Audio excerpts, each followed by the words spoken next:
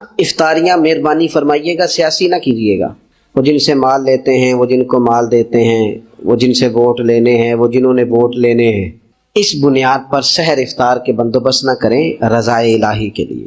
میرے محبوب فرماتے جس نے رب کی رضا کے لیے کسی کو افطار کرایا، جتنا ثواب اللہ روزہ رکھنے والے کو دے گا اتنا افطار کرانے والے کو بھی عطا کرے. اور ایک حدیث تو آپ پڑھیں گے تو جھوم جائیں گے، سنیں گے تو خوش ہو جائیں گے. المعجم الکبیر میں موجود ہے. نبی پاک علیہ السلام فرماتے ہیں جس نے حلال کھانے اور حلال پانی سے کسی کا روزہ افطار کرایا نا، ذرا دیکھنا غریبوں کے گھروں کو جھانکنا، ذرا اپنے عزیزوں میں ایک نظر دوڑا لینا، ذرا رمضان کی نیت کر کے رمضان سے پہلے ہی غرباء تک راشن پہنچا دینا، ان کی فکر دور ہو جائے، وہ پہلی شام ہی اپنے بچوں کے ساتھ آسودہ حال ہو کے بیٹھے. دیکھ لینا، یہ نہ ہو کہ ایک بھائی کھول کے کھا رہا ہو اور دوسرے کے بچے منتظر ہوں کہ آج سحر افطار میں کیا کرنا ہے. اپنے گلی محلے میں دیکھ لینا. ہم اس رسول کے ماننے والے ہیں جنہوں نے فرمایا میں اسے مومن ہی نہیں جانتا جو پیٹ بھر کے کھائے اور اس کا ہمسایہ بھوکا رہ جائے. تھوڑا سا اپنے ارد گرد نظر ڈال لینا. المعجم الکبیر میں حدیث موجود ہے. اللہ کے پیارے رسول صلی اللہ تعالی علیہ وسلم نے فرمایا جس نے حلال پانی سے، حلال روٹی سے کسی کا روزہ افطار کرایا تو فرمایا فرشتے اس بندے کے لیے رمضان کے دنوں میں، رمضان کی گھڑیوں میں دعا کرتے ہیں، اور جناب جبریل امین اس کے لیے شب قدر کی رات دعا کرتے ہیں. حضرت جبریل شب قدر میں دعا کریں گے خاص رات، یا اللہ اس بندے پر فضل فرما، اس نے تو غریب آدمی کو افطار کرا. یہ ایک عبادت ہے، اس عبادت کا خیال کریں. جو کہیں اس پر کھڑا ہونا سیکھے، اپنی زندگی کے اندر استقامت کا نور لائیں. جوانوں، کبھی بھی جھوٹ کی بنیاد پر رشتے نہ قائم کرنا. آتے ہیں رشتہ دیکھنے والے تو کوئی باتیں سناتے ہیں، ہمارے گھر والے ہو بیٹا تو ولی ہوتا ہے، کیا بات ہے. اور پھر بعد میں یہ حالت ہوتی ہے کہ اماں کہتی ہے میں آپ بڑا سمجھانی ہے، انہوں میری بھی نہیں سنتا. تو وہ رشتہ دیکھتے وقت تو آپ نے کہا تھا کہ بہت بڑا درویش ہے. آپ اور بچی والے بھی کچھ ایسے کام کرتے ہیں. رشتہ کرانے والے سے کہتے ہیں ہم نے کار بھی دینی ہے. کیوں آپ نے لالچ پیدا کیا؟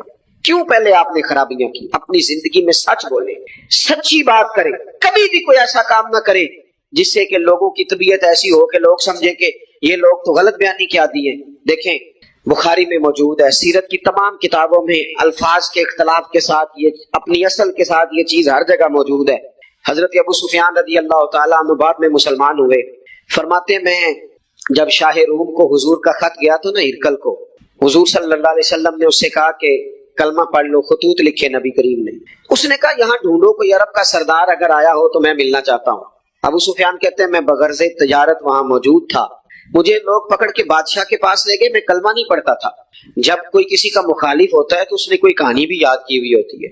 ان لوگوں نے کہانی بھی یاد کی ہوئی تھی، معاذ اللہ جادوگر ہیں، شاعر ہیں، یہ کہانیاں بھی سناتے تھے. کہتے ہیں کہ مجھے وہ لے گئے، بادشاہ کے سامنے کھڑا کر دیا. اب بادشاہ نے سوالات پوچھے. میں کوئی حق میں نہیں تھا کہ میں حق میں باتیں کرتا، میں تو اس وقت تک کلمہ نہیں پڑھتا تھا اور جو کفار کہتے تھے وہ ساری باتیں میں نے کرنی تھی.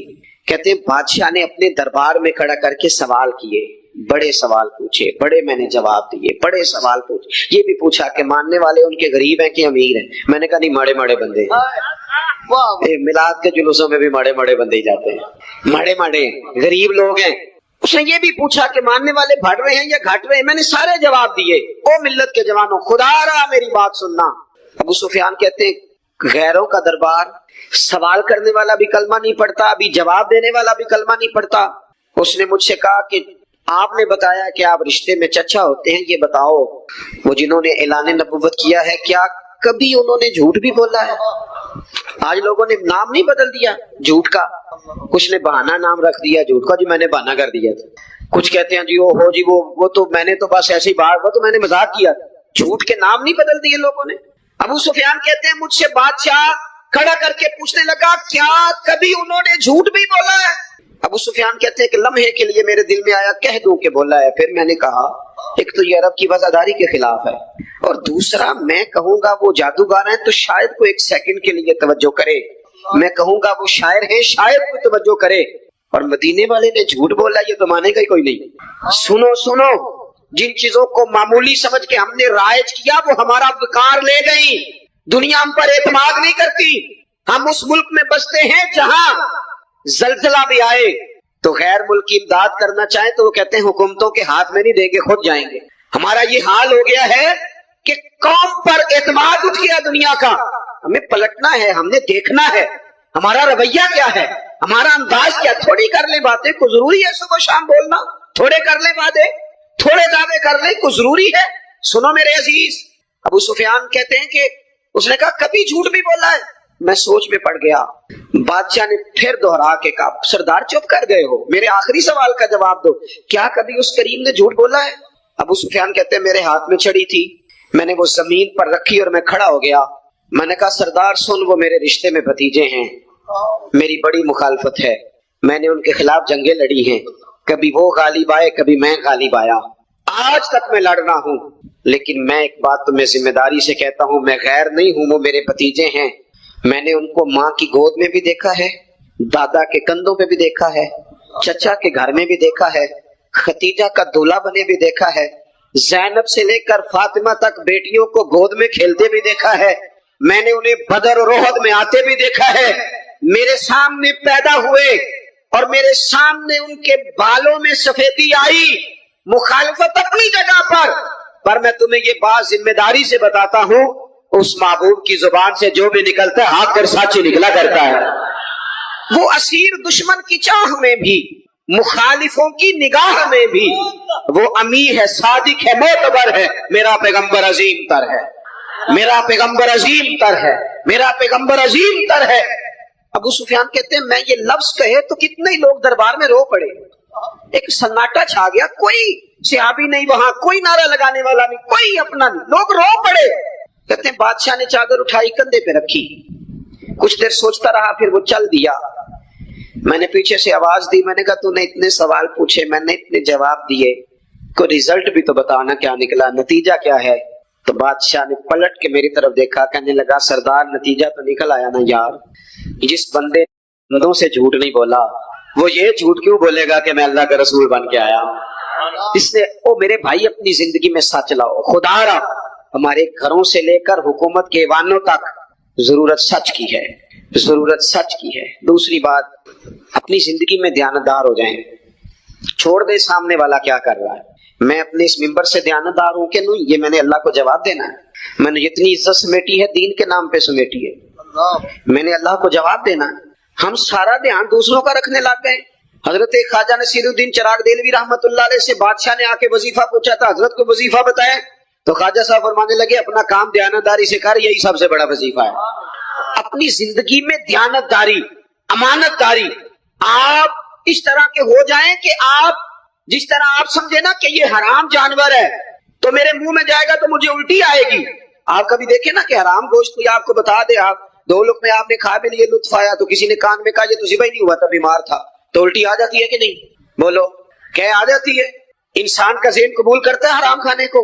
2 کلو گوشت پہ الٹی آتی ہے تو 2 کروڑ روپے پہ کیوں نہیں آتی؟ ہمارے ایک دوست ہیں یونیورسٹی کے لیکچرار ہیں, مجھے ایک دفعہ فرمانے لگے پیر صاحب عجیب بات ہے, ایک بندے کو نا کہیں جوتا پڑا مل گیا, بڑا قیمتی تھا, پر ایک پیر تھا جوتے کا. ہماری دیانتداری کچھ اس طرح کی ہے, ایک پیر ملا, جوتا بڑا قیمتی تھا, مہنگا تھا, تو اس نے اس کا مالک ڈھونڈنا شروع, یہ کس کا ہے, یہ کس کا ہے, یہ شور کر رہا ہے. لیکن تھوڑا سا آگے جا کے جوتے کا دوسرا پیر مل گیا, پر اس نے مالک ڈھونڈنا بند کر دیا. اس کو اب اس کا دوسرا پاؤں مل گیا, تو اب اس نے, یعنی کئی دیانتدار بڑے دیانتدار ہیں لیکن دوسروں کے معاملے میں, اپنے معاملے میں نہیں. اپنی زندگی میں انصاف کریں. میں مسجد میں جمعہ پڑھاتا ہوں, میں نے ایک دن اپنے ایک مدرسے کے طالب علم سے پوچھا, بیٹا جمعرات کو میں نے پوچھا, میں نے کہا صبح جمعے میں تقریر کیا کرنی ہے؟ کہتے میں جو فیصلہ نہیں کیتا. میں کہ تو بڑا مولوی ہے نا, میں چھوٹا, میں تو جمعہ پڑھا کے شام میں فیصلہ کر لینا بھی اگلے جمعے کی بیان کرنا ہے. کیوں؟ میں چاہتا ہوں میں ممبر سے دیانتدار رہوں, میں ایک ہفتہ تیاری کروں, میں نے قوم کو اللہ رسول کا دین بتانا ہے.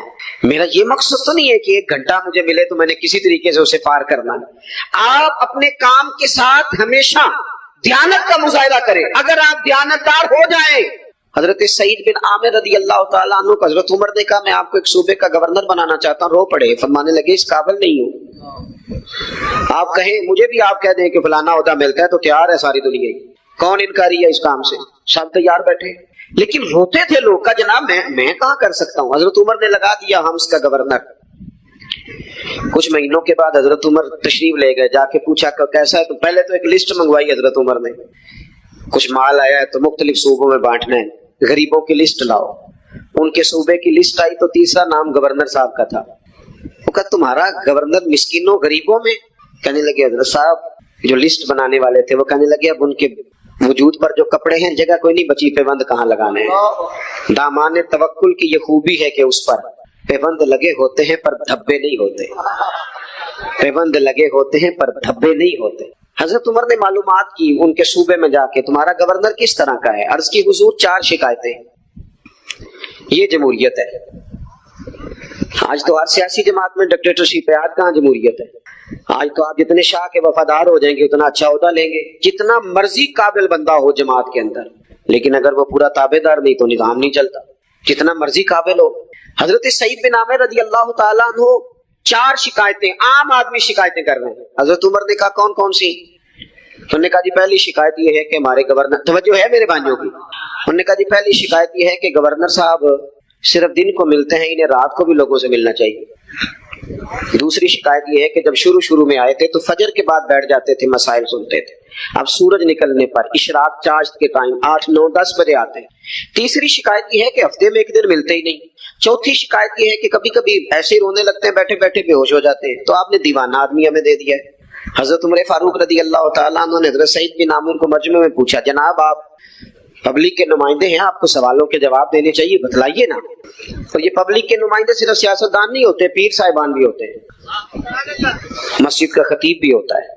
اگر حضرت عمر سے پوچھا جا سکتا ہے کرتا کہاں سے آیا تو پیر صاحب سے بھی تو پوچھا جا سکتا ہے. ان کو بھی جواب دینا چاہیے، ان کو بھی بتانا چاہیے، اس لیے کہ وہی تو دعویٰ کر رہے ہیں فقر بتانے کا. تو حضرت عمر نے 4 سوال کہا سعید آپ کے ذمے 4 سوالوں کے جواب ہیں. تو حضرت سعید بن عامر نے گردن جھکائی، کہنے لگے پہلے ہی کہا تھا میں گورنری کے قابل نہیں.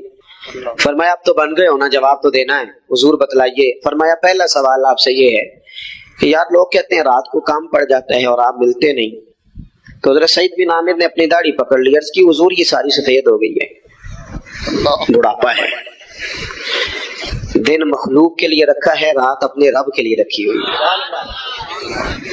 اگر پھر بھی کسی کو شوق ہو تو سعید بن عامر جب بھی ملے گا مسجد میں ملے گا، ساری رات بارگاہ ربوبیت کی. او سنگیو تھوڑا مسلح بھی یار مضبوط کر لو تھوڑا سا نا، ہم نہ تھک گئے ہیں فون سن کے.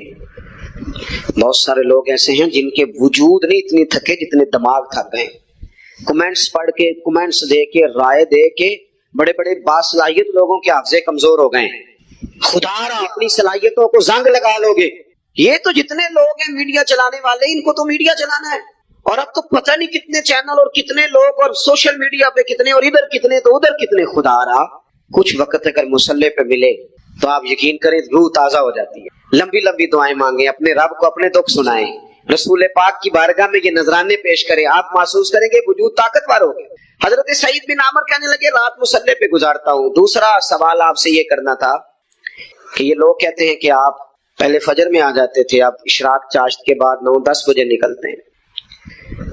تو حضرت سعید بن عامر نے گردن جھکائی، کہا یہ میرا راز تھا، میری پرائیویٹ بات تھی. کہا جناب اب تو لوگوں کا سوال ہے. تو آپ فرمانے لگے میرے گھر میں خادم کوئی نہیں، غریب آدمی ہوں، بیوی بیمار ہو گئی ہے، 35 سال اس وفادار عورت نے میری ڈیوٹی کی ہے، بیماری میں چھوڑ دوں تو وفاداری تو نہیں نا. سویرے اٹھتا ہوں، گھر کا کام کرتا ہوں، پھر بیوی کے لیے ناشتہ بناتا ہوں، اسے کھانا کھلاتا ہوں، تیاری کرتے آتے دیر ہو جاتی ہے. دوسرے سوال پر لوگ رو پڑے. کہا تیسرا اعتراض آپ پہ یہ ہے کہ ہفتے میں 1 دن ملتے نہیں. تو حضرت سعید بن عامر کہنے لگے میں نے کہا تھا میرا پردہ نہ کھولا جائے، میں بڑا راضی ہوں رب کی عطاؤں پہ، میں کیوں کسی کے سامنے اپنا دکھ بیان کروں. گردن کو جھکا دیتا ہے خیرات کا پتھر، جہاں میں مانگنے والوں کے سر کبھی اونچے نہیں ہوتے. اور غیرت ہے بڑی چیز جہاں نے تگ و دو میں، پہناتی ہے یہ فقر کو تاج سردارا. آپ موقع دیں جی، بڑی مہربانی، چھوڑ دیں جی، تھوڑی 1 منٹ صرف جی ہمیں دیں، بولیں پیار سے جی، ناراض نہیں ہونا، آپ ہمیں موقع دیں. بات بھی اب تقریباً قریب ہونے کے قریب آئی.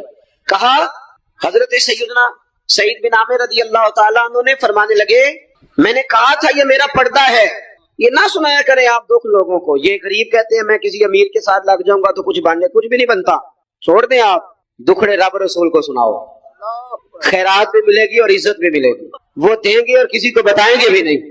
حضرت سعید بن عامر رضی اللہ تعالیٰ عنہ سے تیسرا سوال ہوا.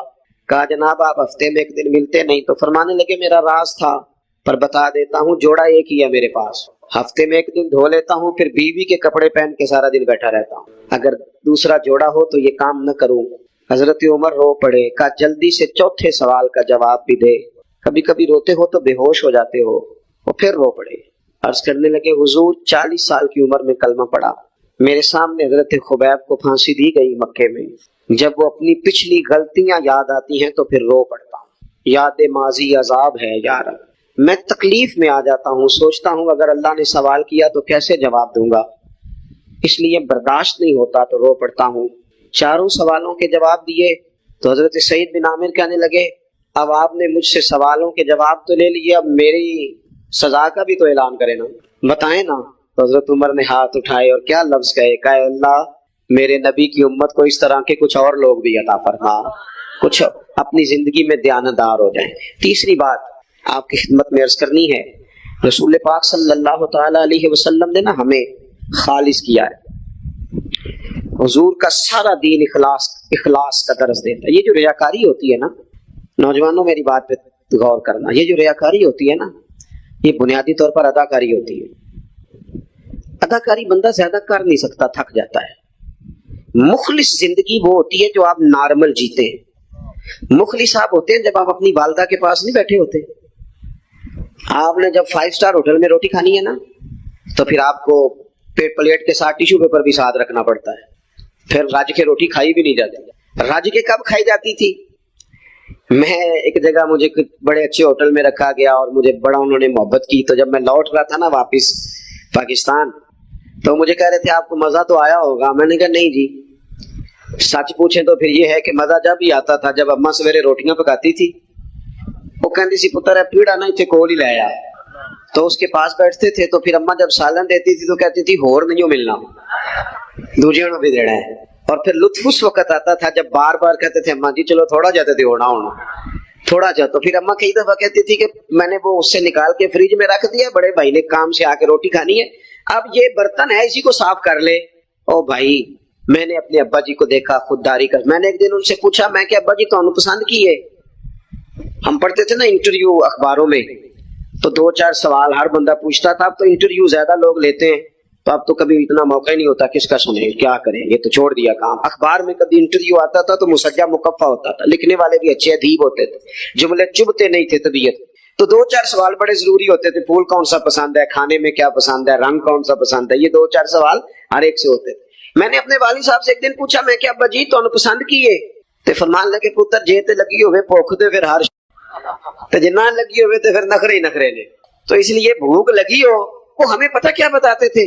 میں آج بھی نا بہت ساری چیزیں گاڑی میں رکھ لیتا ہوں، آج بھی جو کھانا اپنی مرضی سے کھاتا ہوں وہ پیٹ بھر کے کھایا جاتا ہے، جو تصویروں کی شدت سے باہر ہوتا ہے وہ کھایا جاتا ہے، اس کو آپ قبول کر لیتا آپ کا وجود۔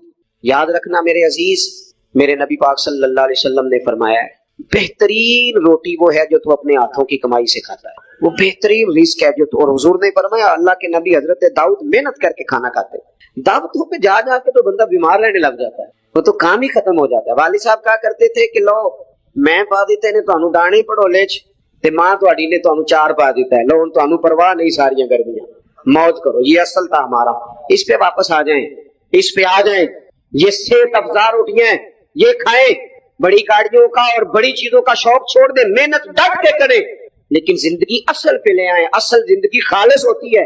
میرے نبی پاک صلی اللہ علیہ وسلم نے فرمایا ریاکار، میں پوری حدیث نہیں سناتا اشارہ کرتا ہوں، حضور نے فرمایا ریاکار اگر عالم بھی ہو، ریاکار اگر سخی بھی ہو، حتیٰ کہ صحیح حدیث میں فرمایا ریاکار شہید بھی ہو اور ماری جائے اس نیت سے کہ لوگ مجھے شہید کہیں گے، تو فرمایا صبح قیامت اللہ ان اعمال پر بھی اجر عطا نہیں کرے گا۔ اپنی زندگی میں اخلاص پیدا کریں، اور جب خلوص آتا ہے، جب للہیت آتی ہے، مشکل ترین خلافت حضرت ابوبکر صدیق کی ہے، یہ جو حضرت عمر نے بڑی اعلیٰ خلافت کی ہے نا، یہ بنیادیں حضرت ابوبکر نے مضبوط کر کے دی تھی، فتنوں کے تو سر کچل دیے تھے حضرت صدیق اکبر نے، اب حضرت عمر کے لیے کام کرنا انہوں نے آسان کر دیا تھا۔ میں اکثر کہا کرتا ہوں کہ حضرت عمر کی خلافت کی مضبوطی میں بڑا کردار حضرت ابوبکر صدیق کا ہے، اگر وہ مضبوطیاں نہ کرتے اتنی تگڑی تو کام آگے چلتا نہیں تھا۔ حضرت سیدنا अबू बकर सिद्दीक को बड़े फितनों का सामना था, खत्म नबुव्वत के महाज पर काम करना है, मुनकरीन ज़कात पैदा हो गए, उम्मत को संभालना है। ये सारी ड्यूटियां करके ना दुनिया सो जाती थी, वो दुनिया सो जाती थी और हजरत सिद्दीक अकबर एक नाबीना माई के घर में झाड़ू देने चले जाते थे। जब बंदा मुखलिस हो जाता है ना, एक नाबीना माजूर और झाड़ू दे रहे हैं, जब थोड़ा सा वक्त बचता ना असर के लिए, ये टाइम मैंने अपने लिए रखा हुआ है, तो मदीना शरीफ में एक बेवा थी जिसकी 5-6 बेटियां थी, बेटा कोई नहीं था, उसके घर जाते थे, बकरियों का दूध धो के आते थे। मामूली आदमी नहीं, खलीफा वक्त की बात। किस लिए? ये काम रूहानी तसल्ली का बायस बनते, ये काम आपको सुकून देते, ये आपके अंदर वो ताकत पैदा करते कि आप लड़ सकते हैं दुनिया से। जब आपके पीछे दुआएं होती हैं तो फिर मैदानों में खड़ा रहना आसान हो जाता। हजरत उमर फारूक फरमाते हैं, तीसरा दिन था जनाब सिद्दीक अकबर के विसाल को, मैं मस्जिद नबी शरीफ में बैठा था तो 2-3 छोटी छोटी बच्चियां आ गई, आके कहने लगी, चचा आप खलीफा बने। मैंने कहा हमारे साथ चलेंगे? मैंने कहा पुत्र तुम्हारे साथ क्या है? कहने लगे अबू बकर सिद्दीक असर के बाद हमारे घर आते थे, हमारा भाई कोई नहीं, बाप इंतकाल कर गए, बकरियों का दूध धो के दे जाते थे, कुछ बेच के गुजारा कर लेती थी, कुछ पी लेती थी। 3 दिन से मेरी माँ रो रही है, मेरी बहनें रोती हैं, अखा जदों मीटियां जमाना मैनू रोवेगा, ਉਂਝ ਤੇ ਬੇਕਦਰਾਂ कुछ कदर न जाती कीती खूब तसल्ली हूँ, लेकिन अखा जदों मीटियां जमाना मैनू रोवेगा, अपना ते अपना बेगाना भी मैनू रोवेगा। जदों ना मैं दिसिया मेखाना नू मेखाने विच, फिर जाम टुट जाणगे ते मेखाना मैनू रोवेगा। कई लोक लोक रोणगे ते कई बुक बुक रोणगे, गलियां दा याना ते सियाना मैनू रोवेगा। और किसी ने कहा था मेरे मरने पे हर सू शोर मच जाएगा देखोगे। ये रहमत की उम्मीद लगाते कहा, करम की उम्मीद, आज से कहा, नजराने में कहा किसी दरवेश ने। कहने लगे मेरे मरने पे हर सू शोर मच जाएगा देखोगे, कहने अलविदा सरकार खुद तशरीफ लाएंगे। और किसी ने कहा था कि बाद मरन दे मुखड़ा मेरा हो जावेगे ताजा, फिर समझ लेना महबूब मेरे ने आन पड़े जनाजा। तो भाई अपनी जिंदगी में इखलास पैदा करें। हम ना गरीब लोग भी अमीरों से तस्वीर खिंचवाना पसंद करते हैं, अमीरों से अप्रिशिएट करना चाहिए मेहनत करने वाले आदमी को। जिसको पसीना आ गया ना रेडी पे खड़े हुए, वो बड़ा बावकार आदमी, से पसीना आ गया। मैं अभी भी कभी कभी जूता गंडवा लेता हूँ, क्योंकि मैंने देखा है मेरे अब्बा जी मुझे कहते थे ले जा जुतियां तोड़े पा के सारियां गंडा लिया, तो याद है, तो मैं अभी भी चला जाता हूँ। तो हमारे एक पुराने मोची है, मैं उनके पास एक दिन, वो बड़े खुददार आदमी, 5 रुपए के 10 दे देना, वो उनको 10 दे दो, कहते चौका अपने 5 रुपये। वो एक शायर बैठे थे ना, तो शायर भी बेचारे कई इसी तरह के होते हैं, नाराज ना हो जाए शायर, लेकिन वो कई दफा ना उनको भी देख के लगता है कि कई दिनों से बेचारे ने रोटी नहीं खाई। तो मोटी चादर लिए गर्मियों में किसी चौक में बैठा था ना शायर, तो कोई बंदा जाते हुए 5 रुपए दे गया। उसने कहा ये क्या है? कहने लगा खाना शाना खा लेना। पर शायर ने कमाल बात की, उसने कहा ये आरज़ुए करम और मैं आपसे करूं, ये आरज़ुए करम और मैं आपसे करूं, ये भीख उसको दीजिए जिसका खुदा ना हो। और मेरे आला हज़रत क्या कहते हैं? कहते हैं करूं मद है अहले दुगल रज़ा।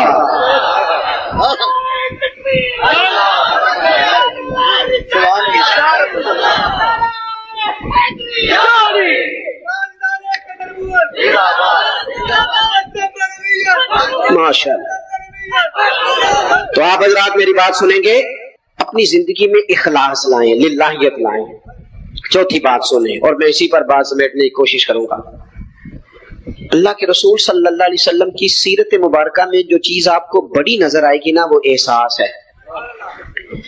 जब सीने आहिस्ता आहिस्ता सख्त होने लग जाते हैं ना, हम ना कुछ बातें सोच के अपने आप को सख्त कर लेते हैं। हमारा जब ऐसा जो नया भर्ती होता है वो खिदमत के जज्बे से आता है, वो कहते हैं मैंने सारे काम सही करने हैं। फिर उसको ना आहिस्ता आहिस्ता पता लगने लग जाता है कि कुछ लोग झूठा पर्चा भी दर्ज कराते हैं। उसे फिर आहिस्ता आहिस्ता पता लगने लग जाता है कि ये सामान इनका तो गया था 1.5 लाख का, तो इन्होंने 6 क्यों लिखवाया है। फिर को जब वो फिर सख्त होने लग जाता है। लोगों को देख के सख्त ना हो, सख्त ना हो। फिर आपके पास बड़ी बातें, मुझे एक दफा एक साहब ने कहा आपको तकरीब पे बुलाना है, पैसे कितने लेते हैं? मैंने कहा दे दो को 1.5-2 करोड़ रुपया। कहने लगे तो बहुत ज्यादा नहीं। तो मैं क्या बिकना है तो फिर बंदा चाहे ना बिके।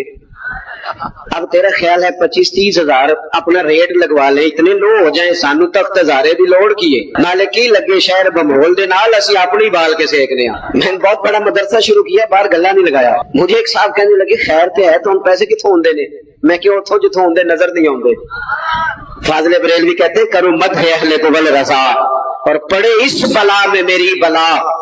میں گدا ہوں اپنے کریم کا, میرا دین پا رہا ہے نہ نہیں, اور کون دیتا ہے دینے کو منہ چاہیے, دینے والا ہے سچا. میں نے تو معذرت بھی کرنی تھی.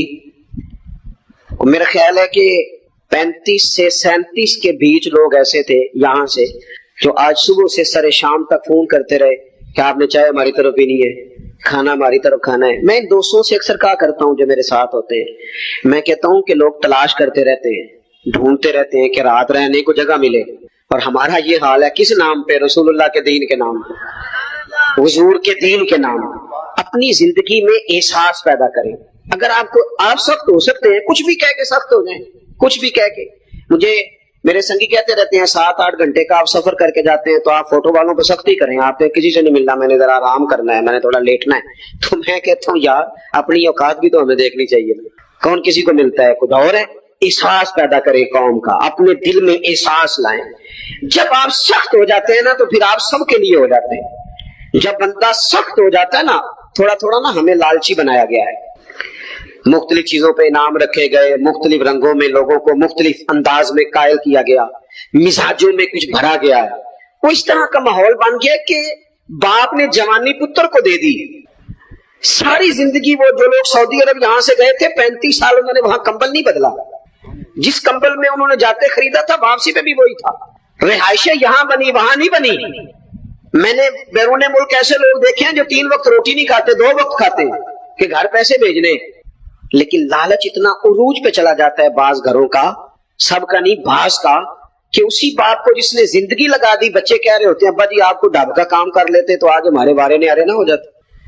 مجھے ایک بزرگ فرمانے لگے پیر صاحب بالا کو بھی عزت کران لی, ابے دا مالدار ہونا ضروری ہے. خدا را اس سے باہر آئے, احساس پیدا کرے. جب احساس آ جائے, قرآن مجید نے میرے نبی پاک کی شان یہ بیان کی ہے کہ عزیز علیہ ما عنتم حریص علیکم بالمؤمنین رؤوف الرحیم. یہ کمال ہے, اس سے آگے کیا کوئی حاشیہ دے سکتا ہے. رب فرماتا ہے لوگوں تم مشقت میں پڑھو تو میرے نبی کو تکلیف ہوتی ہے.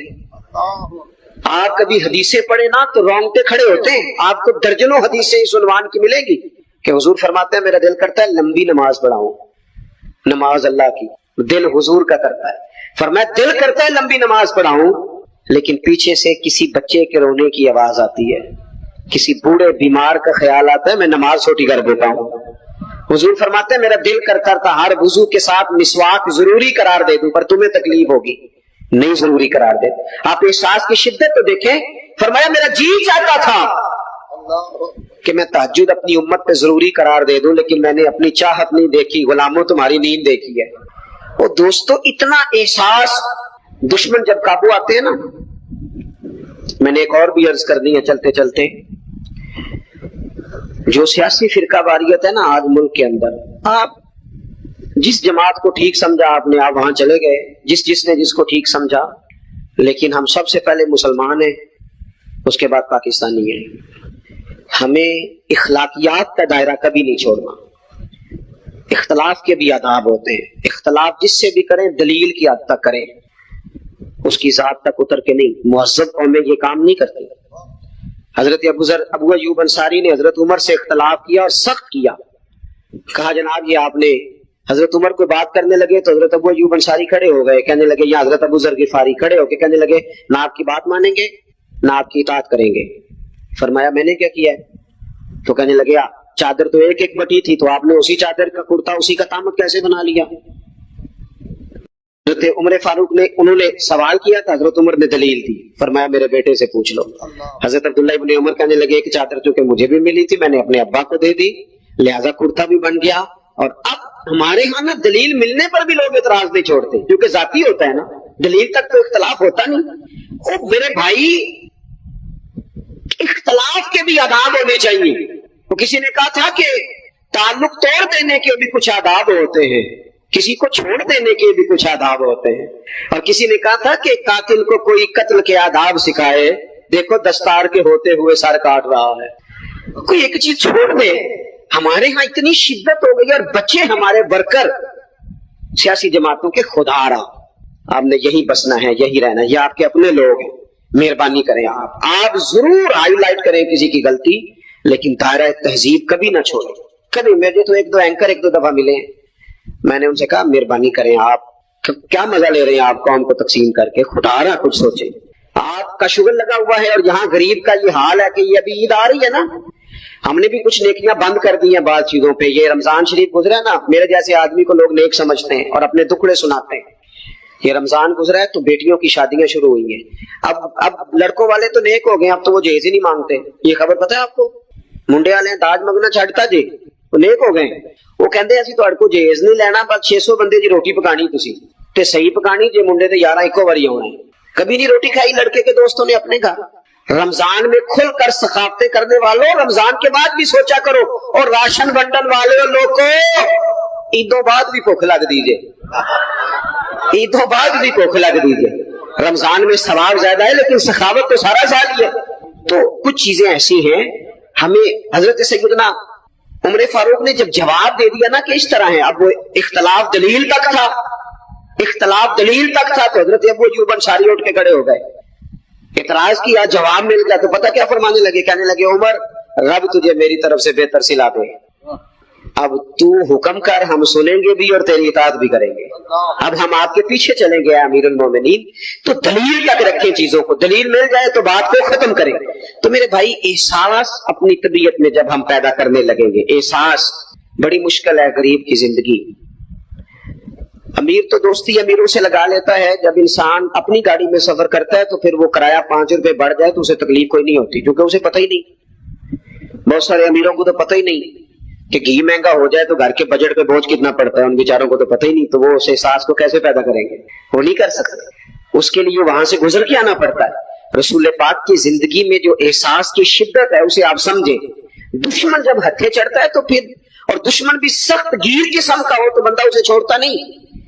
लेकिन हजरत अनस बिन मालिक फरमाते हैं कि ये जो लोग बदर में आए थे, ये कोई फूल लेके नहीं आए थे हाथों में, गजरे फूलों के लेके नहीं आए थे, तलवारें लेके आए थे। और पूरी इन्होंने जंग लड़ी, 14 सहाबा शहीद किए। लेकिन जब इनको लाके बांधा गया ना मदीने में, तो गुस्सा था सहाबा को, कस कस के हाथ बांधे। हजरत अब्बास भी थे, जब वो हाय हाय करते थे ना, मुखालिफ थे। तवज्जो है मेरी बात पर? ओ भाई, जो प्यार बेटी पे आता है वो बहू पे भी तो आना चाहिए ना, उस पर भी तो वो भी तो किसी की बेटी है ना। अगर तुझे अपने बेटे की धूप तंग करती है तो मुलाजिम के पुत्र अगर धूप में खड़े हैं तो वो भी तो तुझे एहसास होना चाहिए, वरना खुद गर्ज हो जाएंगे हम। बात खत्म कर रहा हूँ, गौर करना। हजरत अनस बिन मालिक कहते हैं, मैं मस्जिद नबवी शरीफ में हाजिर हुआ तो बेचैनी के आलम में कभी हुजूर उधर जाते थे, कभी इधर आते थे, कभी उधर जाए। या रसूलल्लाह क्या हुआ? ये वो लोग थे जिन्होंने सताया था, आज बांधा है, हुजूर क्या हुआ?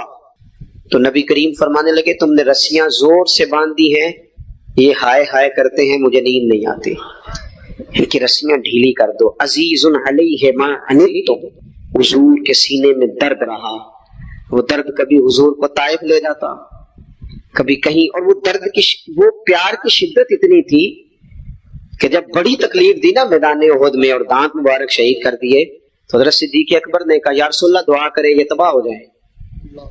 तो हाथ उठाए नबी पाक ने, दुआ क्या की? कहा अल्लाह इन्हें हिदायत दे दे, इन्हें पता ही कोई नहीं ये क्या कर रहा है। तो मेरे अजीज, एक तो अपनी जिंदगी में सच लाएं, खुदारा सच बोले, आप पक्के वादे करें। मैं एक दिन अपनी मस्जिद के इमाम साहब से अर्ज कर रहा था, मैं कह रहा था अगर आप कहते हैं ना कि 4:20 पे फजर होगी तो 21 पे ना पढ़ाएं, आपने वादा किया 4:20 का। कौम को तो इंतजार करना चाहिए 1-2 मिनट, कोई हर्ज नहीं, लेकिन हम जो वादे करते हैं हमें भी पूरे करें, सच बोले, दयानतदारी का मुजाहरा करें, जिंदगी खालिस गुजारें, जिसके साथ भी वक्त गुजारें उसकी खैर खाई करें, मुखलिस हो जाएं और अपनी जिंदगी एहसास वाली करें। इमाम गजाली फरमाया करते थे, तू बांटने का इरादा कर, रब बांटने की तौफीक भी दे देगा। तू प्रोग्राम तो बना। अल्लाह की बारगाह में दुआ करता हूँ, जिन अहबाब में इतना सारा पंडाल, इतनी मोहब्बत और जद्दोजहद से सजाया है, अल्लाह ताला उन्हें दीन दुनिया की बरकतें अता करे, हम सब को दौलत इखलास अता फरमाए। आखिर दावाया अल्हम्दुलिल्लाह रब्बिल आलमीन। लोग मुख्तलिफ बातें करते हैं कि हमारे मुल्क का मेन मसला कानून की बालादस्ती है। कुछ का ख्याल है कि नहीं, यहाँ का मेन मसला गुर्बत है। गुर्बत पर अगर काबू पा लिया जाए तो मुल्क में बड़ी आसानी हो जाएगी। कुछ कहते हैं कानून नाफिज हो जाए, जुर्म ख़त्म हो जाएगा। कुछ लोगों का कहना है कि नहीं, यकसा निसाब तालीम इस मुल्क का मसला है, हर बंदे को राय देने का हक असल है। मेरी राय ये है कि मेरे वतन का मेन मसला अमानत में खयानत है। अगर हम सब लोग अपने अपने मनसब के साथ दयानतदार हो जाएं, ताजर अपनी तिजारत सही करे दयानतदारी से, बददियानती ना करे।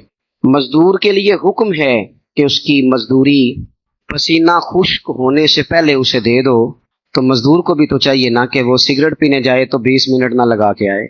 उसे भी तो चाहिए ना कि वो चाय पीने जाए तो आधा घंटा ज़ाया करके ना आए। उस्ताद का एहतराम हमेशा रूहानियत को मजबूत करता है, मुआशरों को बुलंदी देता है। लेकिन उस्ताद को भी ये चाहिए, सारी क्लासें शोर कर रही हैं और उस्ताद इकट्ठे बैठ कर समोसे खा रहे हैं, वो अपने मनसब के साथ भी तो दयानतदारी का मुजाहरा करे ना। मेरे जिम्मे अगर मस्जिद में खुतबा देना आया है तो मैंने तो किताब खोली है जुमे वाला दिन रात को कि सवेरे कुछ बयान करना है, वो घंटा कैसे गुजारना है। बुजुर्गों की उलमा की बात नहीं करता, अपने जैसे लोगों तकरीर के 2 घंटे पूरे करने, उसमें मैं कोई मवाद कौम को दे सका हूँ, किसी तरजीही बुनियादों पर कायल कर सका हूँ, नहीं कर सका, अलग मसला है। क्योंकि रात ही तो मैंने एक तालिब इल्म से एक दिन कहा जुमे की सुबह कि आज जुमे में क्या तकरीर करनी है, आप जुमा पढ़ाते हैं। कहने लगी अभी फैसला नहीं किया। मैंने कहा यार तू बड़ा मौलवी ता नहीं अजय कीता, मैं छोटा हुआ, मैं तो जुमा पढ़ा के हफ्ते वाले दिन ही फैसला कर लेना भी अगले जुमे की बयान करना, ताकि मैं सारा हफ्ता उस मवाद के हवाले से कुछ पढ़ता रहूं। जब तक हम अपनी जिम्मेदारियों को पूरा नहीं करते। हजरत ख्वाजा नसीरुद्दीन चिराग देलवी रहमतुल्लाह अलैह की खिदमत में बादशाह वक्त आया था। आप मोबाइल देख रहे हैं जी, मुझे देखें। उनकी खिदमत में बादशाह वक्त ने आके कहा हुजूर को वजीफा बताएं, कोई इबादत बताएं। तो हजरत ख्वाजा नसीरुद्दीन साहब रहमतुल्लाह अलैह फरमाने लगे रब ने जो तुझे मनसब और ड्यूटी दी है ना, वही दयानतदारी से कर, यही सबसे बड़ा वजीफा है।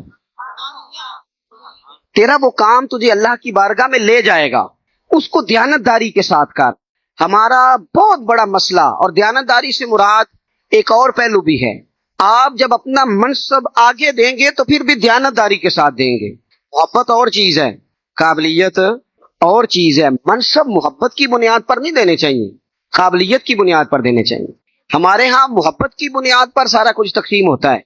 हजरत सैयदना अबू जर गिफारी रदी अल्लाह ताला, इतना अजीम इंसान, इतने बड़े आदमी कि मेरे नबी पाक सल्लल्लाहु अलैहि वसल्लम ने फरमाया इस जमीन के ऊपर और आसमान के नीचे मेरे अबू जर गिफारी से सच्चा बंदा कोई नहीं। इतना बड़ा आदमी। हजरत अबू जर गिफारी के बारे में फरमाया जमीन के ऊपर आसमान के नीचे आपसे सच्चा बंदा कोई नहीं। लेकिन जब उन्होंने कहा ना मुझे एक सूबे की गवर्नर ही दे दें, तो महबूब ने फरमाया ये काम आपके लिए मुश्किल है, आपसे हो नहीं सकेगा। हर आदमी मोहब्बत की बुनियाद पर ही सजादा नशीन बन जाते हैं। मोहब्बत की, अच्छा पहले तो सजादा नशीन बनते थे आस्थानों के, अब तो मदरसों के भी सजादा नशीन ही है। हालांकि यहाँ तो चलो कि इल्मी वारस छोड़ो, खानका पे तो दाम दरूद करना है आपने, इल्ला माशाअल्लाह तो वो करो। आपने मदरसा इतनी बड़ी बिल्डिंग भी नाहल बेटे के स्पुर्द कर दी, जो खालिशतन सदकात ज़कात की रकम से आई हुई चीजें थी वो भी आपने उनको दे दी, जो बिल्कुल उसको उजाड़ के रख दें। अमानत, जब तक हम अमानत के पाबंद नहीं होते, हमारा सारा जोर ये है कि फलाना क्यों ठीक नहीं, उसे छोड़ना, तू ये बता कि तू अपना काम सही करता है। अगर हम सारे अपना अपना काम ठीक करने लग जाएं, कपड़े वाला कपड़े सही बनाए, वो कहे मेरी इबादत यही है कि मैंने दयानतदारी से चलना है, वो सही, सीने वाला सही सी के दे, तो चलो मुआशरे का कपड़ों वाला मसला तो हल हुआ कि नहीं हुआ। ये इससे तो सुकून आया कि नहीं। जूते वाला जितने पैसे लेता है उतने का जूता सही बना के दे, तो ये मसला ठीक हुआ कि नहीं हुआ। सही कह रहा हूं मैं। अपने अपने का, हमारी एक तो तवज्जो दूसरों पे है, अपने पे नहीं। हजरत मूसा अला नबी नाव अलैहिस्सलातु सलाम को हुक्म हुआ कि बस्ती में जो सबसे नेक आदमी है उसे ढूंढ के लाएं। आपने गौर करना है, जिसे हजरत मूसा अलैहिस्सलाम नेक कहेंगे वो कितना को नेक होगा, और फिर नेकों में से छांटी करके एक बड़ा नेक निकालना है। हजरत मूसा ने एक नेक आदमी रब की बारगाह, मालिक ये मेरी नजर में सबसे नेक है। अब हुक्म हुआ इस नेक से कहें कि बस्ती में सबसे गुनाहगार ढूंढ के लाए। ویسے یہ کام میرے اور آپ کے ذمے لگتا تو کتنے کو گناہگار نکل آتے. یا میں نے بچنا تھا یا جو میرے پیچھے ہاتھ باندھ کے چلتا اس نے بچنا تھا. جو پوری جی کرتا ہے نا، ایک دفعہ نہیں 3 دفعہ جی جی جی، اس نے بچنا تھا. تیسرا کوئی بچ سکتا؟ کوئی ہمارے علاوہ صحیح ہو جائے یہ ہو ہی نہیں سکتا. ہم ہونے ہی نہیں دیتے، سوال ہی نہیں پیدا ہوتا. یہ تو ممکن ہی نہیں ہے نا کسی کی تعریف کر دیں گے تو سوال ہی نہیں پیدا ہوتا. حضرت موسیٰ نے اس نیک آدمی سے کہا بھئی آپ نا گناہگار بندہ بستی میں سے ڈھونڈ کے لائیں. اس نے ہاتھ باندھ دیا، عرض کی حضور یہ میرے والا کام نہیں، میں کہاں سے ڈھونڈوں گا گناہگار؟ رب کے بندوں کے اب میں کیسے ڈھونڈوں گا؟ مہربانی کریں. فرمایا آپ ہی کے ذمے. عرض کی حضور 3 دن کی مہلت چاہیے. 3 دن گزر گئے، مقررہ وقت پر گناہگار کو لانا تھا. کسے لائے؟ اپنے گلے میں رسی باندھی. حضرت موسیٰ کے دستے پاک میں دے کے تو تڑپ کے روئے. عرض کی اللہ کی کلیم، کچھ بندوں کے گناہ بستی میں سے میری آنکھوں کے سامنے آئے تھے، مجھے شک پڑا تھا یہ غلطی ہے، پر سونیا وہ نرا شک تھا، لوگوں کا نرا شک تھا. جو میرے گناہ ہیں ان کا تو مجھے پاک ہے نا، لہٰذا میں ہی سب سے گناہگار ہوں، باقیوں کا شک ہے، میرا پاک ہے. ثبوت نہ منگو میں تھوں، اے نظر کرم قد ہوئی، میں جانا یا دل بر جانے غیر نہ جانے کوئی. ثبوت نہ منگو میں تھوں، بھلا نظر کرم قد ہوئی، اے میں جانا یا دل بر جانے غیر نہ جانے کوئی.